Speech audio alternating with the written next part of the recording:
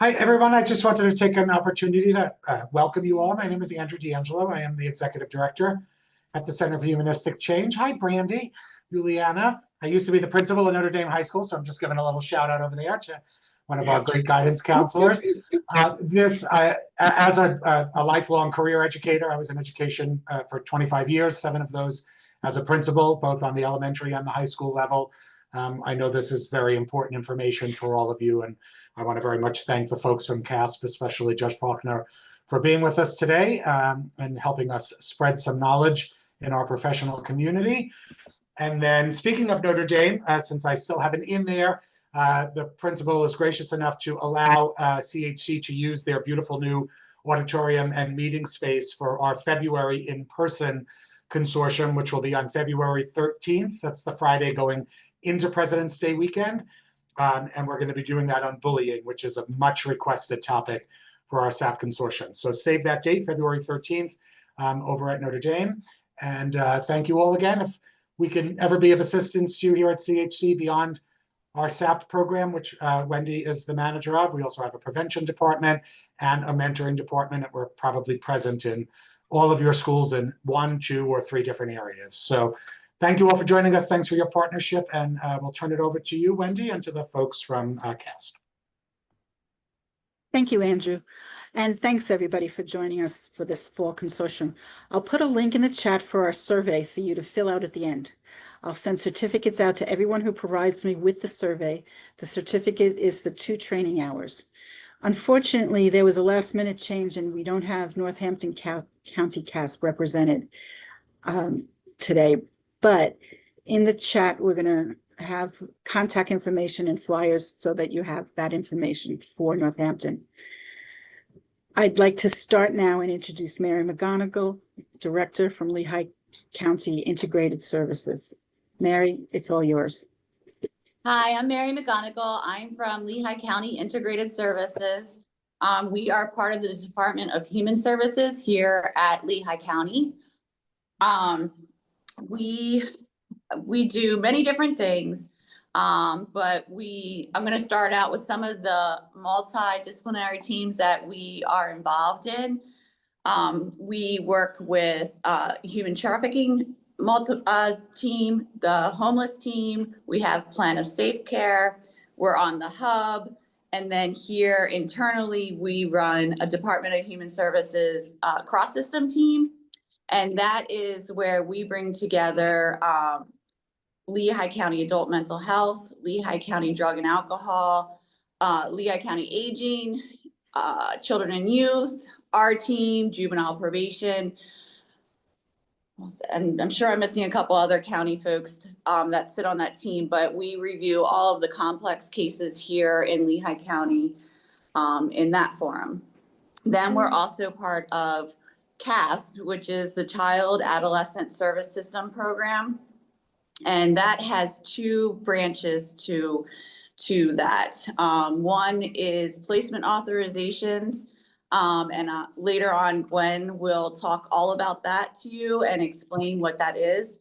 And then the other part is systems coordination meetings. Systems coordination meetings, we receive referrals from anybody can refer.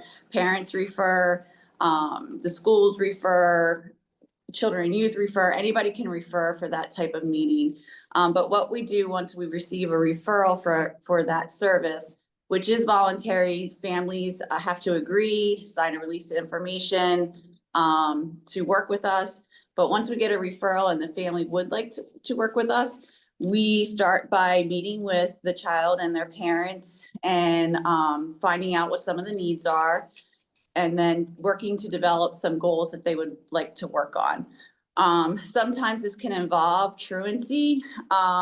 It can involve some parent-child conflict. And a lot of times there's unmet mental health needs that we work to connect with services. And that's really the focus of our department is children's mental health. So that is the majority of what, we work with.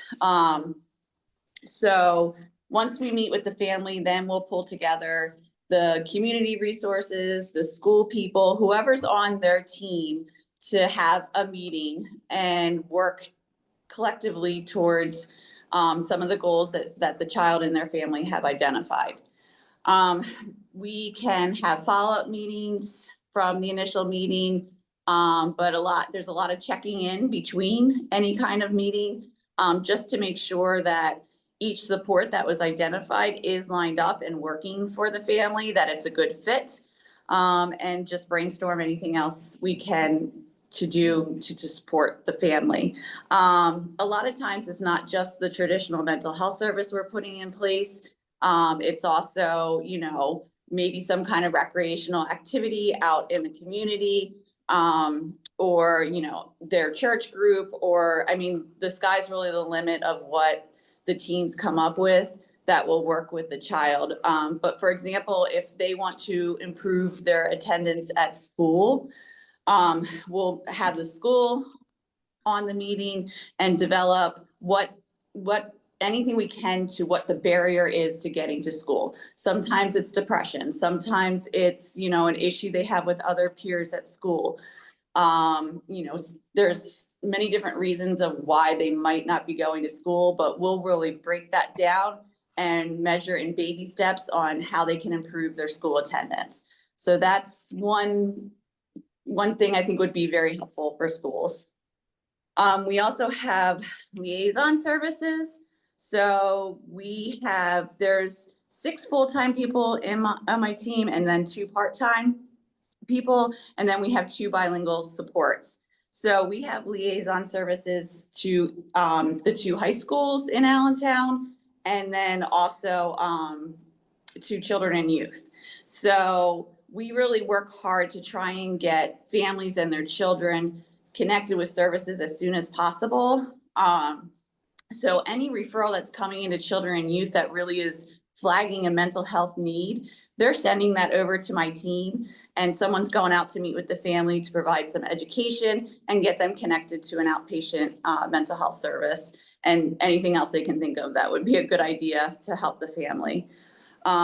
So far, we've worked with 167 families this year, which is really, really, really awesome. And a lot of times it's just sitting down and listening to the parents and the child on what's going on. They have that place to air everything that they're, you know, been keeping inside, and then breaking it down into smaller parts of connecting, you know, their child and the parents with services. And so they know they're not alone, and that, you know, once we can provide some education, it kind of takes a big problem and breaks it down into smaller parts and, you know, normalizes the situation a bit. So I think that's my overall spiel. I'm going to turn it over to Erica to talk about some of her student liaison services that she does.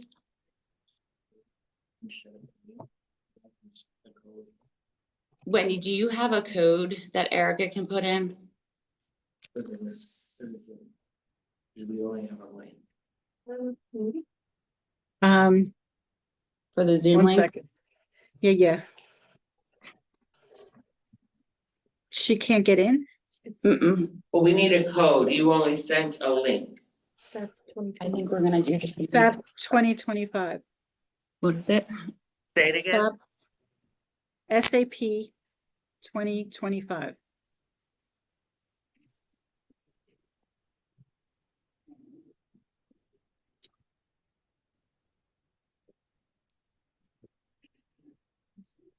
Let's go over here.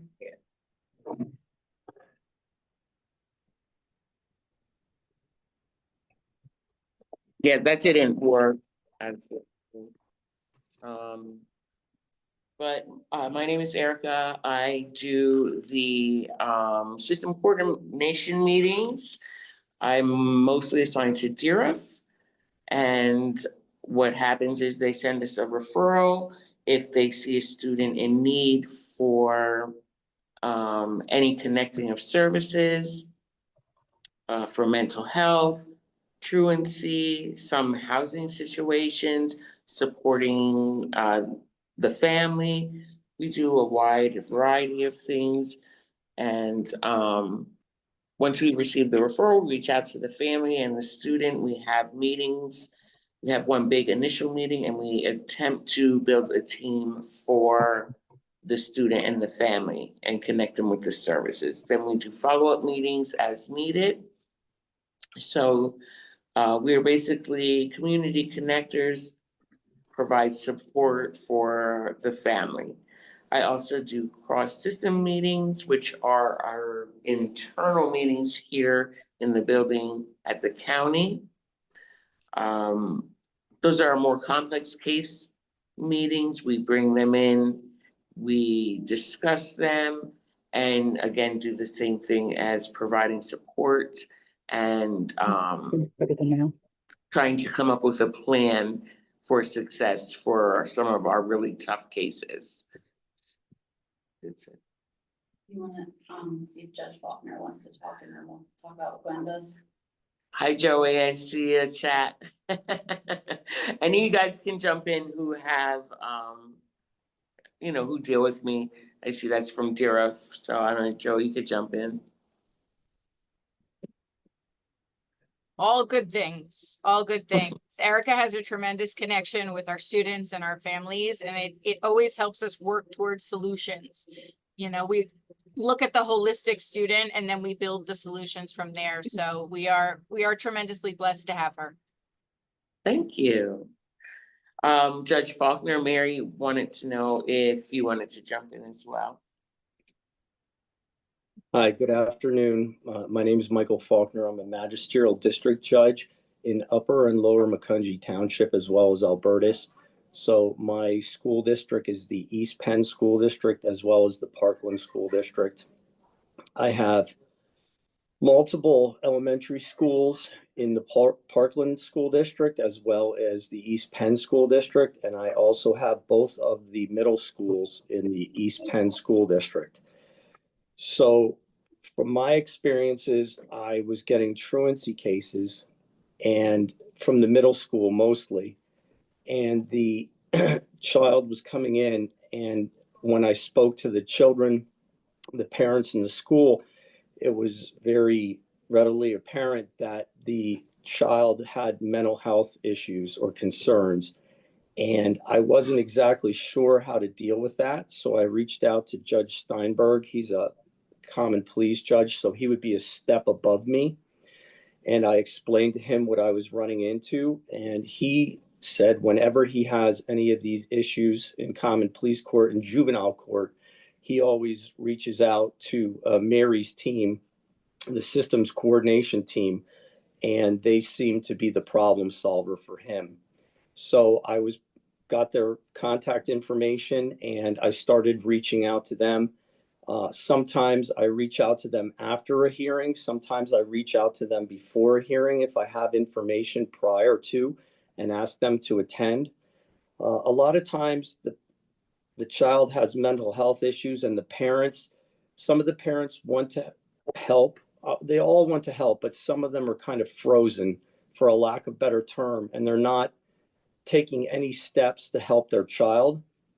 So I'll bring this up to them and I'll say, in lieu of paying a fine or possibly going to jail in the extreme situation, would you be willing to accept help for your child? And I haven't really had anyone turn that offer down.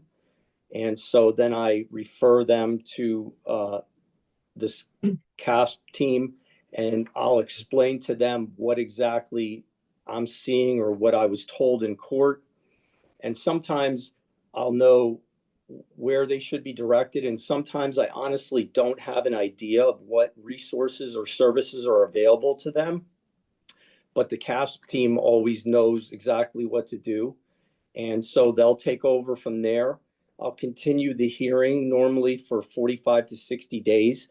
And then they'll report back to me about if the family engaged, what's happening, if there's more time needed. And if at the end of their involvement, they get back to me and tell me that the child's made progress or that it's going to be ongoing, but things are going in a positive direction, then I will dismiss the truancy citation against the parent. A couple examples briefly that I could give you. One of the very first ones I had a girl who wasn't going to school. Obviously, she had a truancy citation. She was having problems leaving her house. And I referred them to the systems coordination team, and they wound up getting involved in getting the young lady some counseling, some mental health counseling. It turns out that the counselor that was assigned to this young woman had also counseled the mother years prior and remembered her and discovered that the mother also had some mental health issues. So they got counseling for the mom and the daughter as well. And then the child started going to school, and I never saw that family again. I had another case where a girl she was a straight A student, never missed a day of school. And on the second day of her 7th grade year, she had a breakdown in front of the school and started to assault a person as well as a teacher. The police were called. She attempted to assault the police as well. And then eventually the ambulance was called, and she assaulted the ambulance staff. So the police understood that she was having a mental health breakdown, some type of crisis, and they didn't want to arrest her, but they needed to get her help. She wound up missing over 100 days of school. And Ryan from the systems coordination team got involved and was eventually able to get this person into have an evaluation to get them started in counseling, and they were able to come back to school. I know Lower Macungie Middle School in particular, after they saw how this worked, they started reaching out to Mary's team directly to make referrals prior to them even getting to court. But sometimes parents aren't willing to follow along or take the steps necessary to help their children. And so once a citation is involved and they come to court and they have that little bit of pressure put on them, they cooperate and things usually start to move in a positive direction. I think the main reason, thank you, Judge Faulkner. I think the main reason why our team really works is because we're doing basic ground work of social work. We're back to the roots and just doing the basics of supporting the family. I've gone for walks with students as our visits together and just getting them out in fresh air, supporting them, letting them know that we're there for them. If I stop at Dira for one kiddo, I will ask Holly to call down someone else, and they're just shocked that people are there constantly checking up on them and supporting them. So it's just back to the basic grassroots of social work, and that's why I think we work so well. Okay, I apologize that our big screen is not working in our room, but I guess there's another branch of CASSP, but I think it's important for the schools to hear and understand, and that's the placement authorization. And that's when a doctor makes a medically necessary recommendation for RTF or residential treatment. But before I turn it over to Gwen, if there's any questions about systems coordination or the liaison services that we provide to children and youth in the schools, I can put that out now. And we can answer those questions so that Judge Faulkner, if he wants to get off, he could be done. I could free you up. So I don't know if there's any questions, Wendy. I'm not following the chat, so. Yeah, I'm not seeing any right now. Okay. Okay, then I'll just turn it over to Gwen.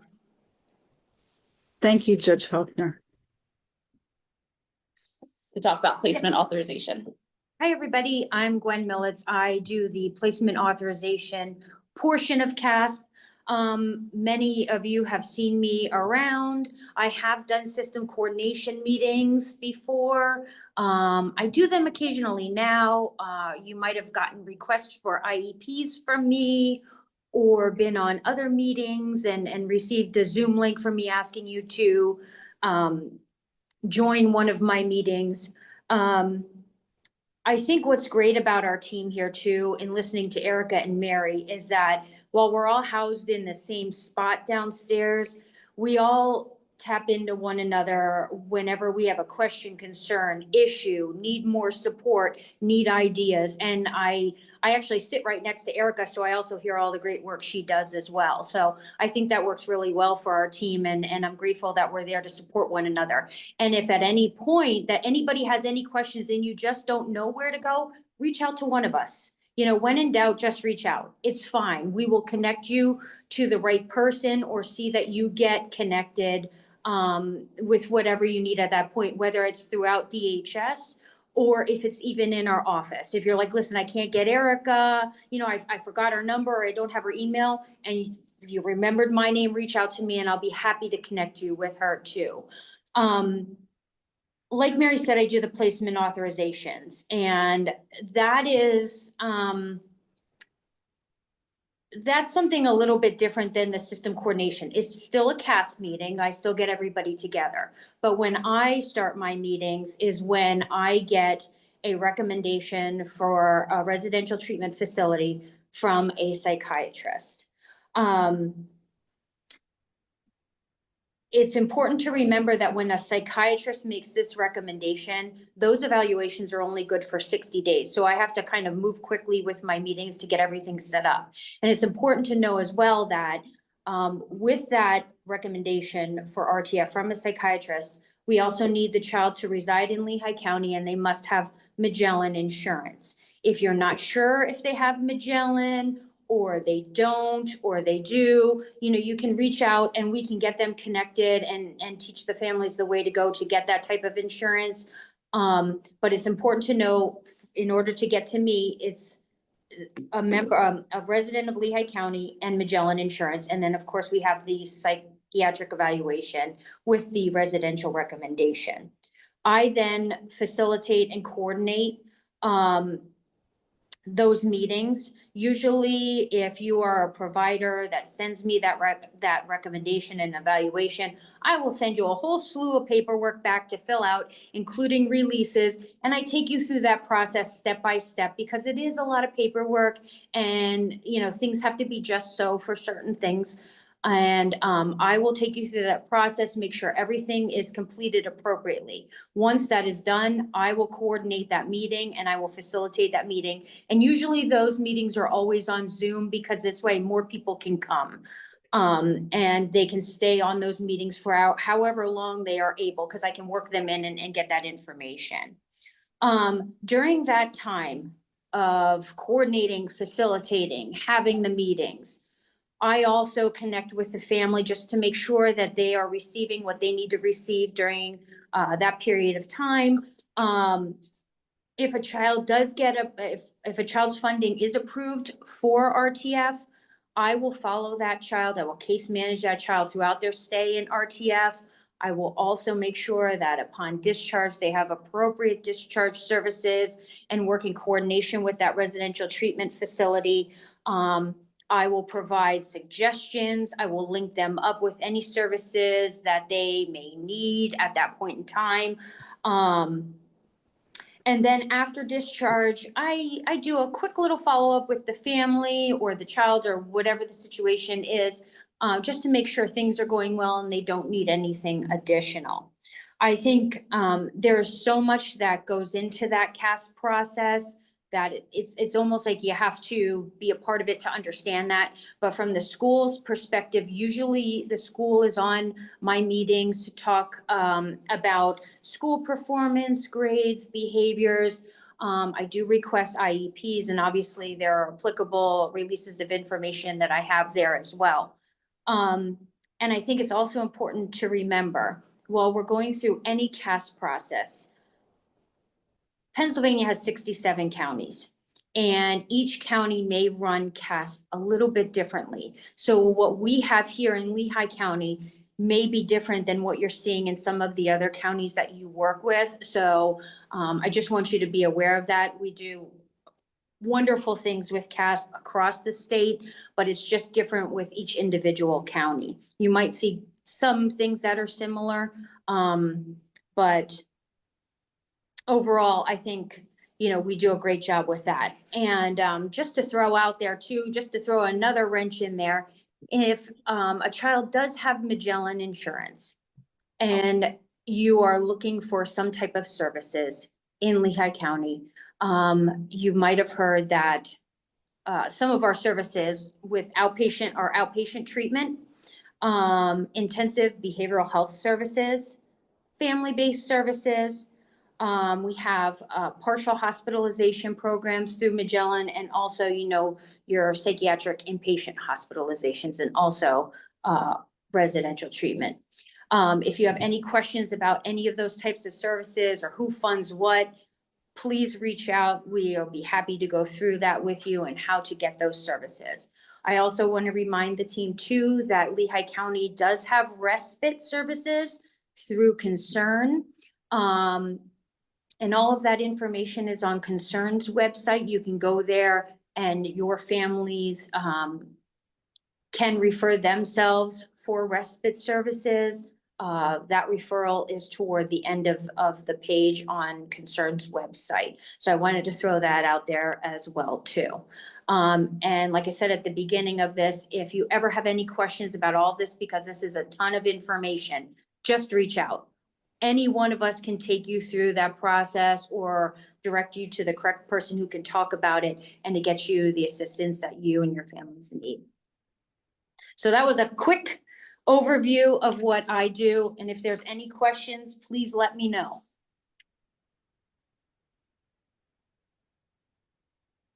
Thank you. Do we have any questions so far?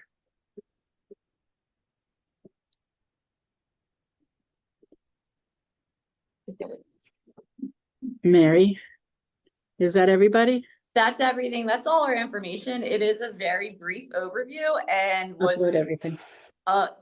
kind of an overload of information. So I did send Wendy both of our brochures that has my contact information on it. And really, like Gwen said, the best thing to do is just to reach out if you're thinking about using us for services or you have any questions. But we are voluntary, so the family has to want to work with us. And we only service Lehigh County. So I don't know if there's like Northampton County schools on here too, but we only work with Lehigh County. Yes, the Northampton County information is being put into the chat. So you have a link to their resources and their contact information. And I'm also uploading the survey for you to do so that you can fill it out and get a certificate for attending today. I want to thank everyone for their time. I really appreciate it. I think the work that you do is absolutely amazing. And I just wanted to spread the word because I'm not sure everybody uses your services to the extent that they can. Is that everything? Okay, so everything is up there now. So you have the survey link, you have a link to Magellan, you have a link to Northampton. And what's the question? We have one question.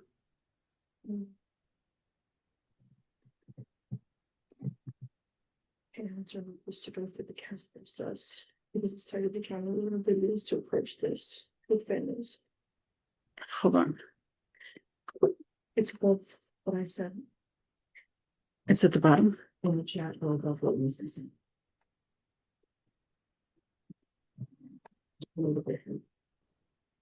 Oh, okay. Hi. If parents are nervous about going through CASSP process because it's tied to the county, what are good ways to approach this with families? That's a great question. So I would think definitely by explaining, you know, It is voluntary, so they could just have a conversation with us and then decide they don't want to use the service, and nothing's going to be held against them by doing that. And my team's very experienced and really good at explaining exactly how we can help, you know, and going through the process so that they can make an informed decision if they really want to move forward with working with us. So at any point in time, if someone is hesitant, I'm happy to connect with them and, you know, go over that process. And it's absolutely voluntary. You know, there's no, you know, nothing on their record set that says, oh, they won't work with us. So it, you know, we'd be happy to explain the process directly to a parent if they're concerned. We're separate from, I know a lot of people think county children and youth. We're separate from children and youth. We have nothing to do with children and youth. We just really help children and youth, help the kids that come across their radar get into mental health services, and provide some support to a family so they don't have to be involved with children and youth. Can you talk a little bit more about the SAP liaison services that you offer? For me, Yeah. I don't You know mentioned- that I understand that. You had mentioned that. Oh, we have student liaison, like Erica is connected directly with Deer High School. So the social workers and the staff there really know her well, and she will connect with students directly to work with them. So it's not Okay. necessarily through SAP, but SAP can certainly refer it to us. Okay, all right, thank you. Anything else? Do you currently have wait lists for service providers for children? Yes, I mean, for our office, there's not a wait list, but there might be a recommendation for like IBHS. And then there's a wait list to get into that service. But that's another great thing about being involved with us is that, you know, my staff can provide a little bit of support to the family until that service starts. So yes and no. Okay. All right. Oh, how do you operate in Bethlehem where the district has some schools that are Lehigh and some are in Northampton? I'm catching a lot of echo from you, Wendy. Yeah, I see that. Is it better now? Yes. How do you operate in Bethlehem where the district has schools that are both in Lehigh and some are in Northampton? How does that break down? So when we get a referral for someone, we first check that they reside in Lehigh County. So if they don't reside in Lehigh County, we can't open them up and work with them. So we would refer them over to Northampton. And Northampton County CASSP is very different than our CASSP. So I can't answer for them how they would provide service. That's okay. But I did put the services link in the chat for you guys. Okay. How do, one more question. How would we refer students that are in Lehigh County? So there's a referral form, and it's, you email it directly to me, and then I assign someone from my team. So my email's on both of our brochures. So I don't know if you've sent that out already. I'm happy to follow up with the referral form and those brochures. You know, I can send that to Wendy and she can blast it out to everybody. Yeah, I'll make sure everybody gets it that's on the call. Yeah, I'm the main point of contact for a referral, and then I hand the wand over to someone on my team to provide the service. A lot of schools that are already working with Erica or Ryan will reach directly out to them and just CC me because they're used to already working with them. Mary, Where do your services fall in the continuum of services offered by schools already? Well, we go into the community and work with the families at their home, and then have meetings at our office and go to the school. So I don't know if that really answers the question. I'm not sure exactly what the schools are providing, but maybe Erica can provide. So I think the best thing to do when referring to us is to catch us at the front end of any issue. Initially, everybody thought, oh, let's use integrated services, CASSP, when things are really, really bad. Well, when things are really, really bad, you're at the end of like your ropes.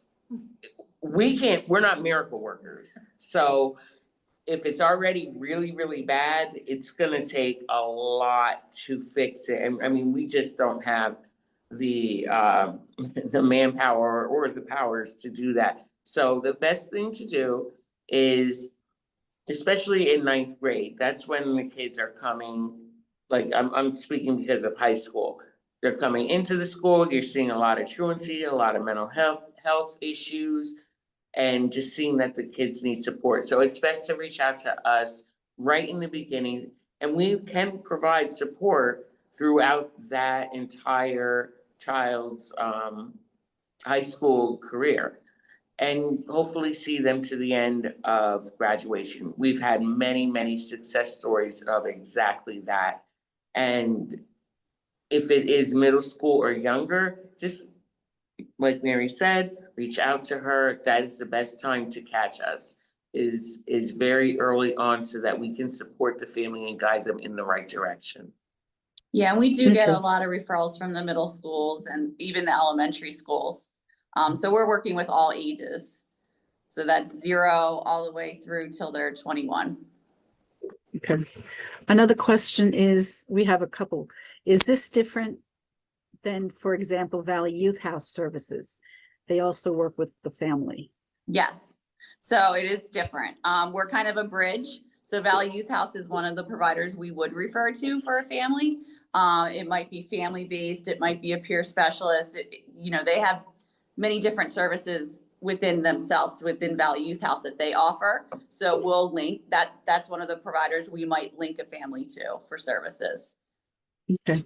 Another question. I just lost it.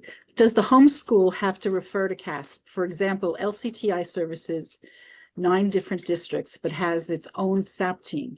Can we refer to CASSP, or should we refer to the homeschool? Anybody can refer to us as long as the family lives in Lehigh County. And I saw the one question come up. You should absolutely get the family's permission first. There's actually a release of information that comes along with the referral form, because we are voluntary. So they need to know that we're going to be making contact and have said to someone, yeah, we are interested in learning more. Should school get permission from family before? You just said answered And that. the only reason that would not qualify is in high school, because the 14 and older, they can do mental health on their own without family permission. We don't recommend it, but it has happened. And, sometimes the families just aren't supportive for specific mental health, but will allow the kids to see us. Sometimes the kids just reach out to us and we try to provide what we can. It's a very soft therapeutic service that we're providing, although it's not technically therapy. One more question. Can you please go over the type of student family that would be appropriate to refer to CASSP? So in general, I think any child that, the referral source has some sort of like mental health concern, reach out to us regarding that, because it's a lot of connecting the families with the services that would help with those mental health needs, and providing education to the parents on what they're experiencing and how, different services can help. So I think one general rule of thumb is, if there's you think something's going on with the child as far as their mental health needs, reach out to us. Every referral is subjective to the child's issue. A good example are what Judge Faulkner gave. A good example for me is last year, we had a student graduate from DRF when I came in. He was a second year ninth grader at 17 with 0 credits. Just by the support that we gave him, we brought in high fidelity wraparound. I stayed in, the counselor stayed in, and we met with him on a regular basis. His mom loved the service, and he graduated last year.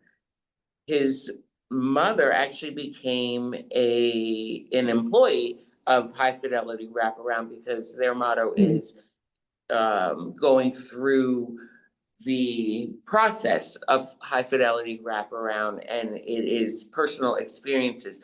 So that family was extremely successful and just found out that they spoke to the state regarding High Fidelity Wraparound. And that's the type of things we have. That was a truancy example. So a lot of mine are truancy because they're high school. Is CASSP similar to LVHN since both provide mental health services? LVHN is a provider, and that may be another resource that we would link the family to. But CASSP is a process, and it's really getting a team of support around the family. So all these other ones are providers that might be a resource that works out for that family to utilize, but they don't do CASSP.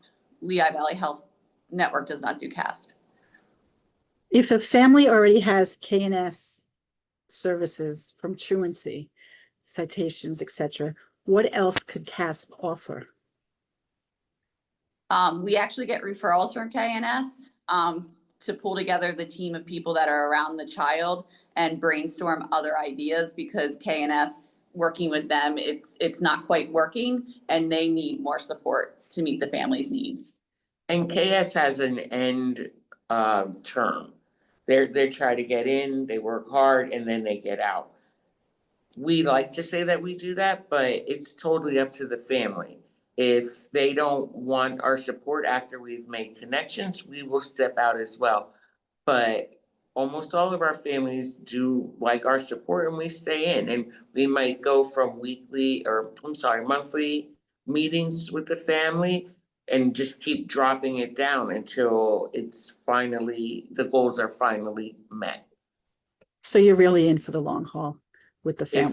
If that's what the family wants, yeah. Yeah, I mean, and we can close and the family can refer back to us and, we start up again. Is there a benefit to referring to you before referring straight to a resource?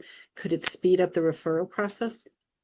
No. No, I mean, we're creative and we'll fill the gap until a service starts, but we can't get rid of wait lists. Yeah, unfortunately. Okay. If there are questions after the referral is made, Mary or whoever she assigns it to is gonna reach out, discuss it more, and if we don't feel that we can take that family on, then that's gonna just be a different discussion. Okay. We're not through insurance, and we're through the county, so we don't need the insurance approval to work with us. Okay, that's good to know. And you don't have to have insurance to work with us. Okay. All right, well, I think that's all the questions for now. Thank you again for joining us. I hope everybody feels it was really useful. I definitely think it was. And please do the survey, and I'll send out the certificates. I'll send out resources so you have them all. And remember, we have an in-person consortium in February. So February 13th. So mark your calendars for that.